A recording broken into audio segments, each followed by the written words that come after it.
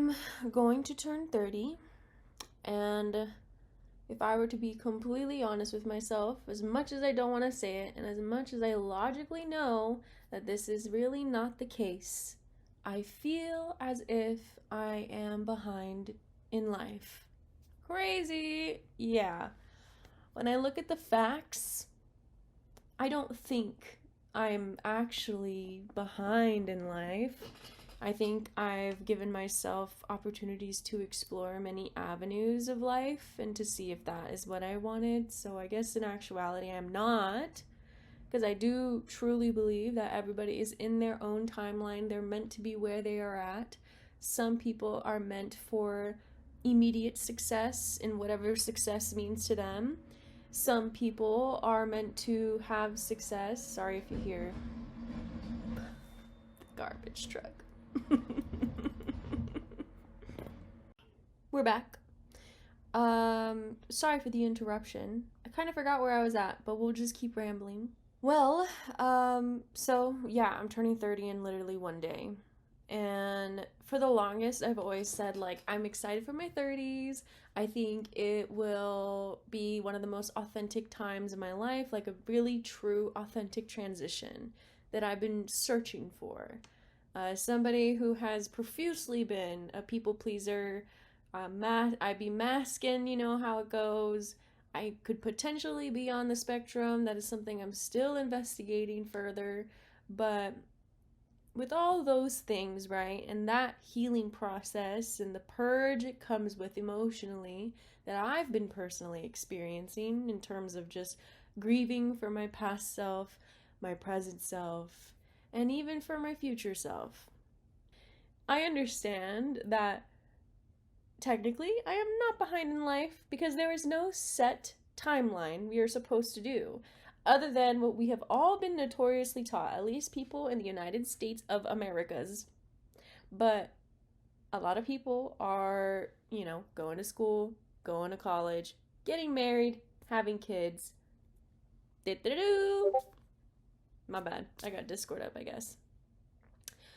And so, for me personally, I remember even as a young lassie, I was like, I don't know if kids are the avenue I want to go. And still is feeling the same way where like I don't really care to have kids. It's not something that's within my radar. I love kids. I love being around them, but I don't think I really want to bring my own in the world, you know? The whole pregnancy thing scares the shit out of me either way. So my life is already going to look different than the format that I've been given, that I've known of through media, through people I've known, and so on. And then I'm like, okay, a life filled with travel. Surely. And so far, like, that's been something I've done with my family a lot, as well as even just doing solo trips with myself or traveling with friends. And I would say that so far has felt very fulfilling. And even that has been evolving in itself, where I want to be a little more choosy with who I go to places with. And if I do go to places with, to have like backup stuff in case something happens. You just never know what happens. It's good to have a safety net whenever you're like going pretty far and so on. The goals in life change the older you get. I mean, unless you're someone who's just pretty like knows what they want right away. But from what I've learned in my 20s, nobody knows what the hell they want to do or what the hell they want. They just do. And then they figure it out along the way. And even then, like, people still don't know shit. So, our heads are on fire. We're running around in circles and just figuring it out, and that's a-okay. Some people are good at masking it. Some people are very self-assured in that. And like something I've been told my whole life is I appear self-assured, but deep down inside, what really is happening is anxiety, and I'm just very good at masking. Now I am trying to get comfortable with the uncomfortable, and that has been quite the obstacle for me. I have been pursuing acting. I've been acting since I was a kid, technically, but I was actively acting as my employment for several years. And now things have been evolving and changing. Like, I know despite wherever my life takes me, whether that is acting, whether that is being an artist, whether that is being a writer, a poet, I know at the end of the day that I am destined for creative expression and a creative lifestyle. What I need is just employment to sustain this creative lifestyle. That's what matters to me. And that's what I've discovered within the last few years is that I have to do something creative or I will go crazy and get sad. And truthfully, that is something that I've been experiencing these last 6 months where I've just kind of been in a hole of sadness and trying to find my way out through joy, through creativity, through friendship, through community, through family, through physical activity, through walks with George, like trying to find ways in order to, I guess, for a lack of a better way to say this, combat depression and anxiety. I'm even laying off coffee, guys. If there's one thing about me is that I love my coffee. I will drink coffee twice a day sometimes. Like I love me some caffeine, and I understand that this can increase my blood pressure and it's not very good when you have anxiety. I have been seeing that.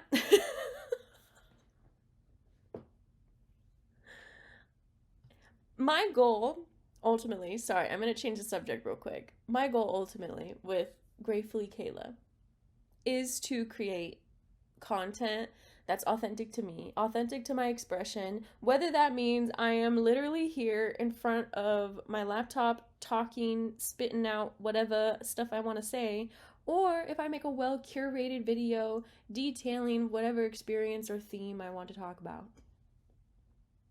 And there's loads of ideas I have in my head on what I want to do, and yet I always feel resistance. What is this resistance? It's like my heart knows what I want to do, right? And maybe this is why I feel behind in my life, right? Again, I think the feeling of feeling behind comes from what's been normalized in our society, right? Or even, hold on, stay with me now. It could be that, but it also could be what you would have in your heart of hearts, your authentic heart of hearts on what you want in your life, and you not doing the steps to take it because you are scared. Looking at me. You are scared because that failure is a hard pill to swallow. But is it failure? And here's the counterpart. Here's the angel side of me. That's like, is it failure if you never quit? Maybe the story has not ended, right? See, I feel like I'm the type of girly pop where I already know the answer. It's noise. Everything else is noise. I already know the answer. This is my video of just spitting out authentically. I have had my own internal suffering. An internal, it's the suffering of an artist type shit. When like artists don't have to suffer. Let's put that. I'm gonna put that. I want that to be a thing where artists don't have to suffer in order to be an artist. That's not, no. But inevitably, to be human is to experience suffering. And here I am experiencing suffering. Although today's a better day, I will say. Been working it out with my therapist, and things are looking up. I'm on the incline. Been on the incline, surely. Like, it comes in waves. There are some days where it's rough and pretty bad, and then there are some days where, you know what, life's pretty good, I mean, all in all, I have to just come back to why I made Gratefully Kayla in the first place, which is practicing gratitude. Why am I grateful? Why am I Gratefully Kayla? It's why I made this in the first place. Because when you practice gratitude throughout your life, it will literally change your brain chemistry and the way that you talk to yourself, even subconsciously. The more you practice, it'll become such a subconscious thing that your frequency already will be at gratitude, you know? Rather than like that, I call her my Rhonda. Rhonda saying all these mean things to you in your subconscious or in your conscious too. She's being the ultimate party pooper and like trying to like rain on your parade. That's it ultimately what I've been experiencing, and I'm sure a lot of people experience this too, where we are hard on ourselves, very critical of ourselves and our work and the things that we do, or just feeling inadequate or inferior. Like, there's a list of all these things. If this is not something you experience, wow. Wow. But all that to say too, my goal in life is I don't want to be bitter. I don't want to choose that life. I don't want to embrace bitterness. I do want to embrace what life has to offer and the feelings that come with it. And maybe I'll have moments of feeling bitter, right? But I could catch that. I don't have to follow that train. I don't have to follow that trail. Not train, trail. Because ultimately we can choose that path, right? Where we want to go mentally. Unless you have some sort of reason as to why you cannot, like in your brain, that's a different story, right? Always seek a mental professional regarding those things. I am no mental professional here. I've been in therapy for 6 years, but that don't make me a mental professional, that's for sure. I always have been an advocate for therapy, and I've known since, like, I was in college for 4 or 5 years. And even in my college years, I was like, tried therapy at my school and was like, it was all right. I didn't find someone to stay with until after I graduated. And then after that, I found another therapist that definitely met more of what I need at this time of my life. And so my current therapist, amazing, love her. But yeah, there's this feeling of like I'm behind in my life. Like what I envisioned at 30 years old when I was like 10 years old is not even, I guess sorta. I guess to me right now, speaking as someone who's 29 years old, about to turn 30 in the next 12 hours, I genuinely feel like a kid still. And maybe that's what I want to embody too, I feel like the childlike wonder and curiosity is freaking amazing, and I would love to keep that within my whole life because I think that's fun. But sometimes adulthood and being an adult kind of kicks that version of you out. Some people don't hold on to it. Some people let it go completely because it's nonsense, right? Or something like that. But I don't think it's nonsense. I think it's worth holding on to. I think it's one of the joys of this world. I'm not saying that. Never mind. I was going to say something. Never mind. But I really like this kind of video. This is just going to be thoughts, right, of what's going on with me. But feeling behind in my 30s, maybe your 30s are to realize that there's no such thing as behind. There's going to be people with different tracks of life and maybe different things that end up not working out and they just reroute to something else, right? I've heard many stories from older people about stuff like that where things don't go to plan, you got to go a different route. And that's kind of where I'm at, I'm trying to follow my feelings, right? What feels right to me? What feels authentic? What's not going to give me incredible anguish, right? And then this goes with employment, with the next steps I make with my home, with the people in my life, like everything. I want it to be authentic to me and what I love and care about, because that's not something I really practiced growing up, unfortunately. Not fully, at least. Maybe on some level, but there was always influence from my family members, from outside sources. And I don't think I truly learned how to look within until like the last few years. Like truly look within myself. And maybe that's also why I feel behind in my 30, like being 30 now, basically, is I feel like I'm not, this is something I feel behind in, but I want to learn and I'm going to keep learning. And it's a bit like, I feel a bit of shame even just saying it out loud, but it's true. Like, this is something that I'm just learning about myself. I know I come across as somebody who has like authenticity, and well, it's because I'm wildly practicing it. You know, it's hard to confront yourself. And this is not me throwing a pity party. I want to make that clear. Okay? I'm choosing this life. I have chosen this because this is the type of hard I want to go through, right? You could choose your hard. This is the hard I want. This is the difficulty I want. Because I believe that the reward later on is going to be outstanding, amazing, brilliant, fantastic. My goal in my 30s is going to be authenticity.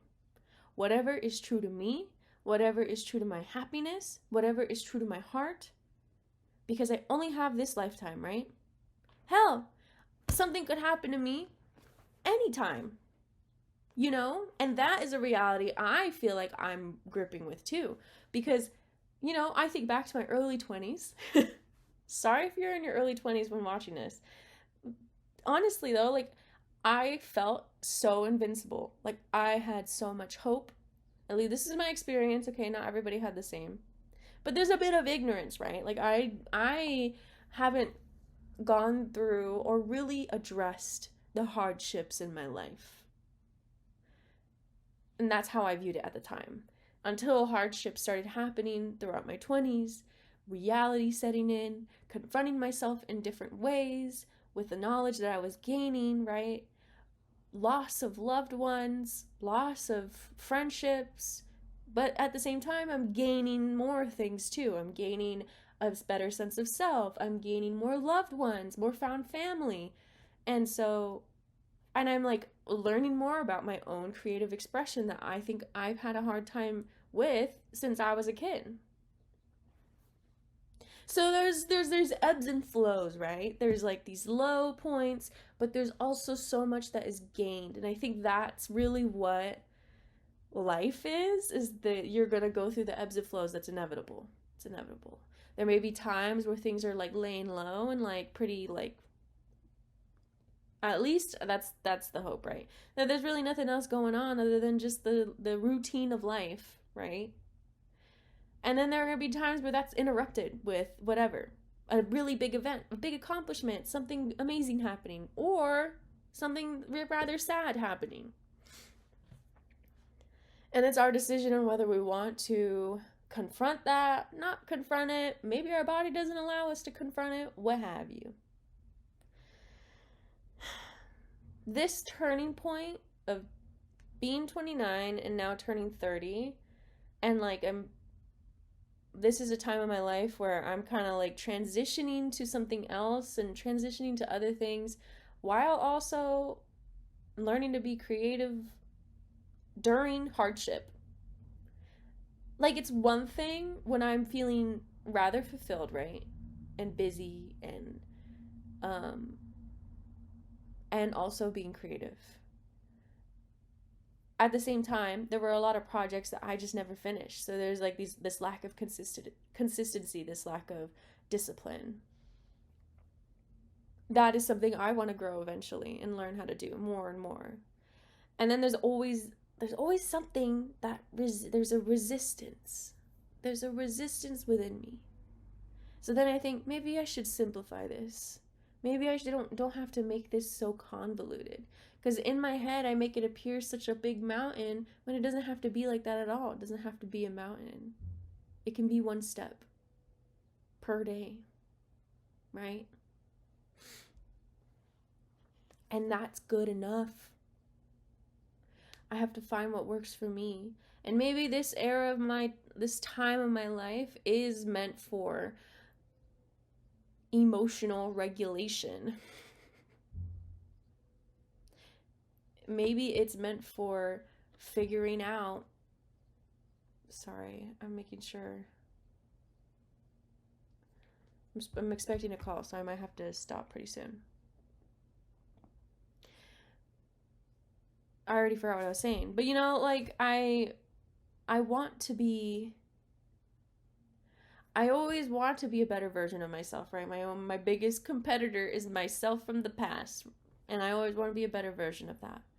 But there's going to be the ebbs and flows. Like it's inevitable that we're just going to go through the ebbs and flows, and it's okay to not be okay is what I'm trying to remind myself, because that's what everybody says, right?